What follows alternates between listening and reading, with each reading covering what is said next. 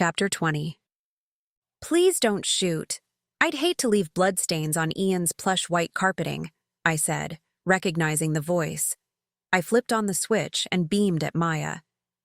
Where the hell have you been? She squealed and raced over. How did you know I was here? I'm so glad you came. I've been going out of my mind all by myself. Is everything okay? Frankie asked from the top of the stairs. I still have knives up here. Frankie, Maya is here. He bounded downstairs. Where in the hell have you been? He repeated my question. Do you know we had to drive here with Muffin because you bailed? We could have left her home. It was your idea to bring her. My plan is perfect, you'll see. He turned to Maya. Now tell us everything. Do you know where the necklace is? What necklace? The one Ian stole, I said. He didn't steal it. How did you know to come here? I asked. David texted me the emergency code. David texted you? But he's been taken hostage, I said, cursing when her face drained of color. Maya, I'm so sorry. I thought you knew and that's why you were here, I explained sympathetically, cursing myself again.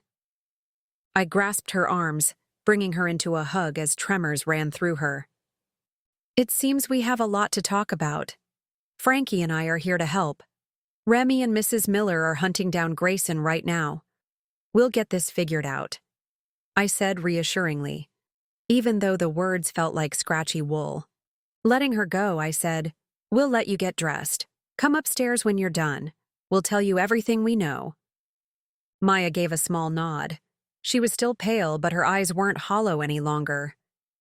Can I borrow your phone to call Remy? I asked. I'm not allowed to use the phone. It could be tracked. My phone has been shut off for days. It's driving me mad. Why would someone track your phone? She shrugged. Before David left to find Ian, he told me that if something happened, he'd send me an emergency message. I had to swear on his life that I'd follow the instructions to the letter. When I received the emergency code, I went to the safe and opened the letter like he told me to. It gave me instructions to come here. I stay down here where no one can see the lights from the road. And I only go upstairs when it's daytime and the curtains are closed. Included in the letter was a bundle of cash, so I wouldn't use my credit cards in case they're tracked too. Have you noticed if anyone's been spying on the place? A few cars have pulled alongside the road to look at the house. Then they drive off. At first I was nervous, but I think this house is so amazing people have to pull over to look, or they might get into an accident. I nodded. I can't say I blame them. I gawked too. Your mouth was hanging open so wide I thought you had a hinge loose. Frankie said. I shuffled him out. Let's go make breakfast, and then we'll start looking for the necklace. But I will need to call Remy, I said to Maya. Perhaps just turn on your phone to get the number. I'll use Frankie's phone to call. I closed the door to give Maya privacy and scooted Frankie upstairs. You start breakfast. I'm going to find dry clothes. What about me? I need a shower. Make breakfast, and then you can soak in the giant tub in the master bedroom. Does it have jets? Yes, I said, heading to the stairs. How big? Big enough to swim in, I said over my shoulder. I heard a distinct sigh as I ran up the rest of the stairs to the bedroom. Ian must have a few clothes here, I thought, as I rummaged through the closet. There wasn't much to choose from. I gathered a t-shirt and a pair of shorts that hung more like capris. I knew Ian was tall. I just thought I was a little bit taller too. Finding a belt in the sparse closet, I fastened it around my waist to keep the shorts from falling. I skipped showering. After I spent the day searching for the necklace, I had a feeling I might need that shower more later. I raced downstairs and relieved Frankie of breakfast duty so he could freshen up. He was in the process of making omelets. Attempting would be a more appropriate word. After he left for the master bedroom, I scrambled the omelet and washed fruit. I heard Maya's dainty footsteps padding to the kitchen. I'm almost done. Why don't you have a seat? I said, motioning to the breakfast bar. I'm not hungry, she said, hopping onto the stool. Tell me about David. You eat while I tell you what I know. I'm not hungry. Just eat. I'll tell you everything. You're just like David, you know that? Conscious of the benefits of a good breakfast? I said, even though I rarely ate breakfast. No, you're pushy. She muttered. Who do you think I learned it from? I slid a coffee mug to her, along with a plate of eggs and a bunch of grapes. Eat up. We have to search this entire house for the necklace. We're running out of time. Her eyes widened. How much time do we have left? Take a bite. She glared at me. Well, Maya's glare was more of a pout with heavy eyelids. It was hardly something to be afraid of and quite easy to return until she finally took a bite. We have less than 24 hours, I said. She gulped and squeaked at the same time, producing a sputtering of eggs. Where's David? I glanced at her plate. She grudgingly took the cue to take another bite. I hate stepping into an authority figure role with a grown woman, but she needed to be at her best and not faint from lack of nutrition. I'm not sure where David is. I assume Africa. Both Ian and David are being held hostage until a ransom is paid. We either find the necklace they're demanding or come up with $15 million. The necklace has to be here. That's so much money. Poor David and Ian. She bit her quivering lip. How do you know the necklace is here? The postcards Ian sent led me here. He must have known something like this would happen. He's lucky I kept them. I'm surprised David knew to send you here. Maya shivered. When David left, I had a feeling he wasn't telling me everything.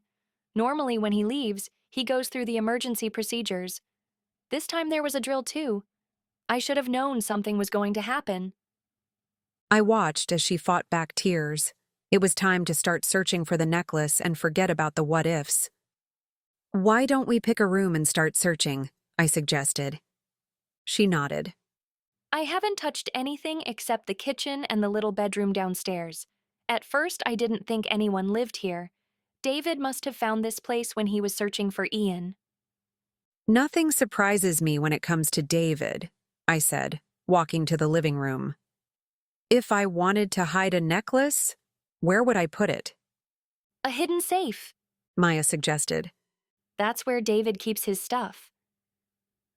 I haven't come across a safe yet, hidden or otherwise. We might as well check here first, I said. This living room is large, but it doesn't have too many areas to hide a safe or necklace. I glanced at the furniture. I'd hate to start ripping into furniture. Let's leave that as a last resort. Check behind and under everything.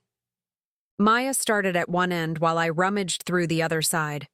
By the time Frankie found us, we had searched 2 rooms and were heading upstairs. You were right about the bathtub. I stretched out and still had a foot of space. What are you two doing? Looking for the necklace. Maya stated. The more we searched, the more her brows knitted together. How she could survive a marriage with David, I'd never know. She was holding it together, but for how long? We haven't run across anything remotely suspicious, I told Frankie. Can I borrow your phone? I'll help. He offered, passing me the phone. I just checked all the spots in the master bathroom. I can cover the bedroom too. He turned to retrace his steps. Make sure to be as thorough as possible, I called. Police. He shot back. If I'm anything, it's a thorough snooper. If there's a necklace here, I'll sniff it out. Maya, you'll need to turn on your phone for Remy's number. Her face fell. David made me promise on his life to follow the emergency rules. And now his life is in danger. I think there is an emergency clause that you're allowed to break this one rule. We'll turn it on for a moment and shut it off immediately. The only people who can help us now are Remy and Mrs. Miller. Maya hesitantly handed her phone over. How did Mrs. Miller find out? Is she okay? She seems fine. I think she's hiding how frightened she is. I don't blame her. Me neither. She hired a detective to find her boys. The detective came up dry. That's when she received the ransom call. Why don't you start on the spare room? I'll call Remy. Maya slipped into the room opposite the master bedroom. I quickly turned on Maya's phone and scrolled through her contacts for Remy's number. As soon as I had it dialed into Frankie's phone, I turned off Maya's phone. The call went to voicemail. I wasn't surprised considering I made the call from a phone number he didn't know. I left a brief message saying we found Ian's house and Maya. I also mentioned that if he didn't call back, I'd bother him quite obnoxiously every day at work for the rest of his career. He called back within seconds. Where are you? He barked. Stop yelling. We're at Ian's house in Laguna Beach. Is Maya okay? Other than the fact that her husband is being held for ransom, yeah, she's fine. David sent her the emergency signal. She's been hiding at Ian's ever since. Give me the address. We're coming now. After I relayed the address with the gate code, I asked, "Did you find Grayson?" No, we've been chasing his tail the entire time. I think Fiona has been keeping him on the move so we don't catch up with him. He was at the hotel last night. What hotel? The one Frankie and I are staying at. I think it's called Tranquil Waves Resort and Spa. We were drinking cocktails when Grayson walked by. Were you able to talk to him? No. Frankie and I tried to follow him, but our taxi driver didn't make it out of the parking lot in time. It worked out for the best. The driver was able to figure out Ian's gate code for us. You had Grayson in your reach and you didn't grab him? Our taxi didn't stand a chance of catching him. There was no way I was going to mention that I had been too drunk to realize it had been the real-life Grayson and not just his floating head. Did you find the necklace? He asked, thankfully changing the subject. Not yet, but it has to be here. Have you heard anything about David or Ian? We received a call at the 24-hour mark. They aren't giving us a break. I didn't think they would. We're in the car and heading your way. I'll drop off Mrs. Miller to help you search. Then I'm going to your hotel to find Grayson. Why my hotel? That's the hotel he just built. It's the grand opening. I've tried reaching him there several times. This time I'm waiting at the door until he shows. I'm staying in Grayson's hotel? My stomach dropped. Focus, Jet. He scolded. I'll be there soon. We greeted Mrs. Miller at the front door. She studied her surroundings as she made her way in, keeping her eyes everywhere but on me. Is this really Ian's house? She asked. Maya nodded with a sob. Mrs. Miller's eyes softened as she looked at Maya with motherly kindness. She wrapped her arm around the smaller woman and said, We've been through this before, and we survived. Last time, David disappeared without a trace. This time, well, we have a ransom. Not much better, but it's something. I had to hand it to Mrs. Miller. She was a strong woman.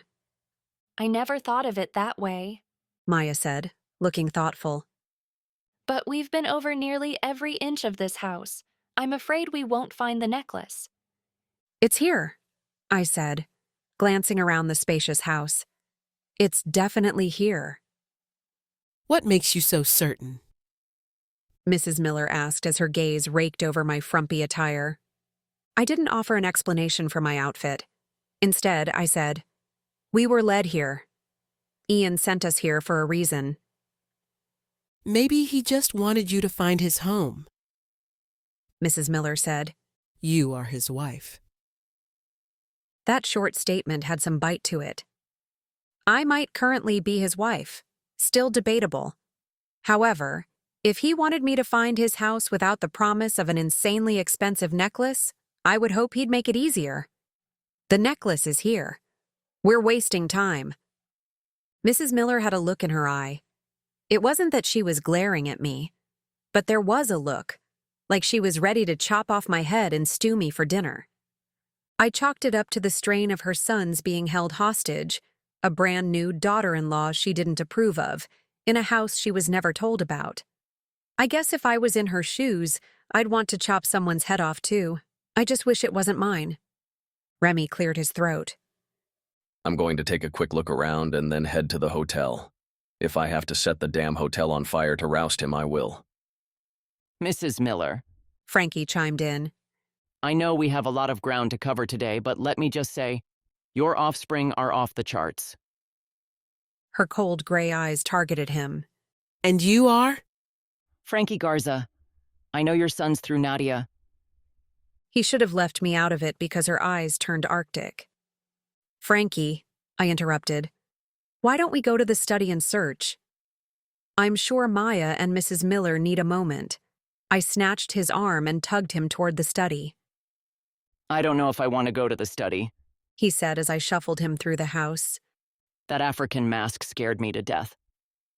I'll protect you, I muttered. We should have started our search there. I don't know what I was thinking. The only room with personal items is the study. The necklace has to be there, That makes sense. It could be hidden in the African pottery. he said, maneuvering from my grasp and reaching the study before me. I scanned the study. There were knickknacks from all over the world. Everything from Asia to South America and beyond was here in one form of bauble or another. While he traveled extensively, this room showcased predominantly African souvenirs.